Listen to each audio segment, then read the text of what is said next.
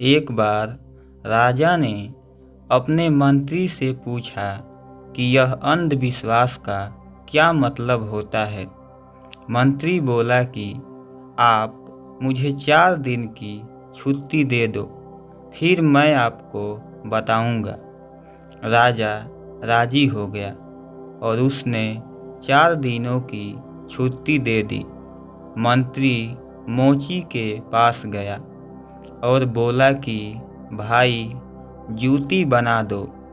मोची ने नाप पूछी तो मंत्री बोला, भैया ये नाप वाप कुछ नहीं, 1.5 फुट लंबी और 1 बित्ता चौड़ी बना दो और इसमें हीरे जवाहरात जड़ देना। सोने और चांदी के तारों से सिलाई कर देना। और हाँ, पैसे वैसे की चिंता मत करना, जितना मांगोगे उतना मिलेगा। तो मोची ने भी कहा, ठीक है भैया, तीसरे दिन ले लेना। तीसरे दिन जूती मिली। तब पेमेंट देने के पहले मंत्री ने उस मोची से एक ठोस आश्वासन ले लिया कि वह किसी भी हालात में इस जूती का किसी से भी कभी भी जिक्र नहीं करेगा, यानी हर हालात में अनजान बना रहेगा। अब मंत्री ने एक जूती अपने पास रख लिया और दूसरी पूजा स्थल में फेंक दिया।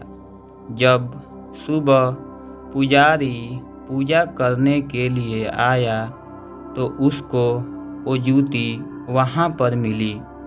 पुजारी ने सोचा, यह जूती किसी इंसान की तो हो ही नहीं सकती, जरूर ईश्वर यहाँ आया होगा और उसकी छूट गई होगी।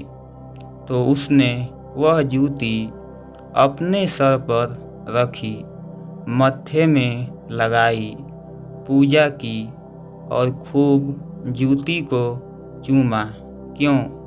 क्योंकि वह जूती ईश्वर का था न। वहाँ मौजूद सभी लोगों को दिखाया। सब लोग बोलने लगे कि हाँ भाई, यह जूती तो ईश्वर की रह गई। उन्होंने भी उसको सर पर रखा और खूब चूमा। यह बात राजा तक गई। राजा बोला, मुझे भी दिखाओ। राजा ने देखा और बोला, यह तो ईश्वर की ही जूती है। उसने भी उसे खूब चूमा, सर पर रखा और बोला, इसे पूजा स्थल में ही अच्छी तरह अच्छे स्थान पर रख दो। मंत्री की छुट्टी समाप्त हुई। वह आया, बादशाह को सलाम ठोका और उतरा हुआ मुंह लेकर खड़ा हो गया।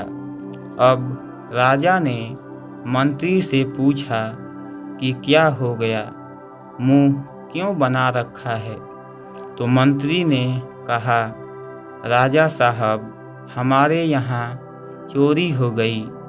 राजा बोला, क्या चोरी हो गया। मंत्री ने उत्तर दिया, हमारे परदादा की जूती थी, चोर एक जूती उठा ले गया, एक बची है।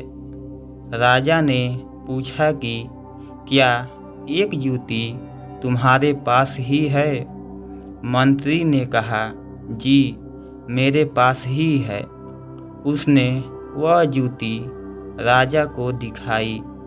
राजा का माथा ठनका और उसने पूजा स्थल से दूसरी जूती मंगाई और बोला, या ईश्वर, मैंने तो सोचा कि यह जूती ईश्वर की है, मैंने तो इसे चूम लिया।